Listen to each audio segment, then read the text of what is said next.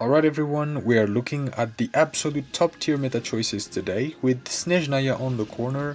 You gotta be ready. So today we are breaking down the best 4-star characters you need to build so that you get ready for the next end game. So let's jump right into it.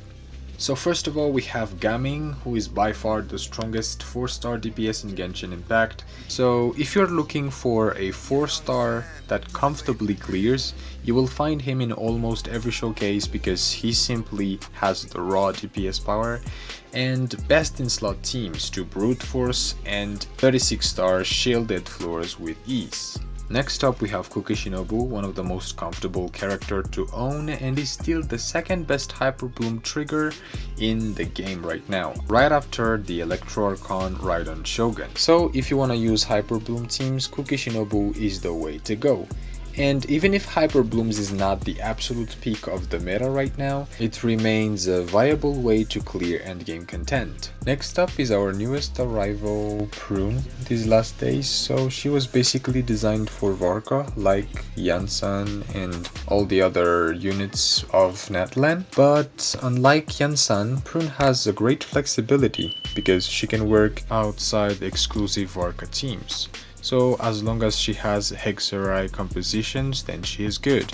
Varka, Venti, other Hexerai units, and maybe as well future Hexerai DPS units. So she boosts output significantly, especially at C6, but even at C0 she grants 50% damage bonus, so definitely a little Kazuha and she deserves her place in this tier. Next up then we are going to talk about the big three, which are Xianling, Fischl and Xingqiu. Surely at this point of the game, having them high constellations is already maybe not a must, but something that is highly possible. So I'm gonna talk about the fact that they are or should be C6 or C4 at least now. So three of them are highly important because of their application in their respective element. Xianling for Pyro, Xingqiu for Hydro, and Fischl for Electro. But talking about Fischl, since she is having the Hexerai synergy, she is shining in Electro Charge and Overload teams. At C6 her application is blazing fast, she deals phenomenal damage, and she can utilize the new Hexerai set, and it is exactly that utility that guarantees her a prime spot for foreseeable future.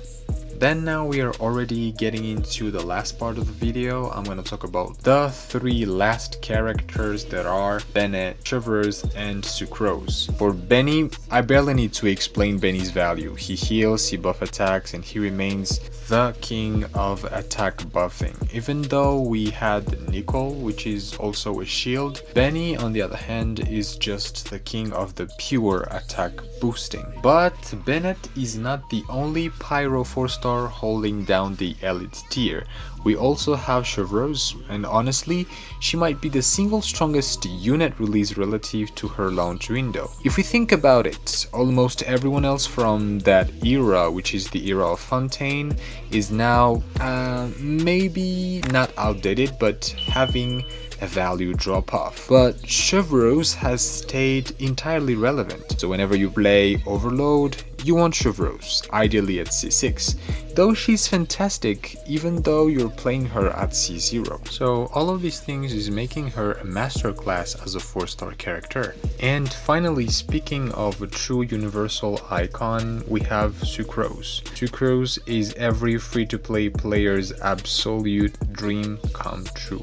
Hoyo has tried time and time again to replace her with various animal units like Prune, but nobody has ever managed to power creep Sucrose, and that isn't changing anytime soon, I think. So thinking about it, her ability to bring the VV set, the elemental mastery sharing, wielding the thrilling tales of dragon slayers, that is just a lot of value for one character slot. Plus she's a 4-star character, and one thing that is really cool about her is that you don't even need to touch her talent unless you're playing her on field as a driver. So just throw a 4-piece VV on her, stack EM, push her level 90, and you unlock one of the most broken kits in the game. But one thing we're happy about though is that she's not 5-star. So yeah, let's keep smiling about that. And about her constellation, she is not very restrictive. A C0 works fine and a C2 is great. If you have her as a C6, that is just gonna be a plus. And with that, we are wrapped up our 4-star meta characters guide nowadays. So one thing that we should keep in mind is that we have done this video because some of these characters might have a very good synergy with the new meta, which is the stellar meta that are coming soon. So drop a comment down below letting me know which 4-star character you are prioritizing as we head towards Snezhnaya. Don't forget to hit the subscribe button for more breakdowns, and good luck with your upcoming pulls. I'll catch you in the next one. It was Kazami, and bye bye.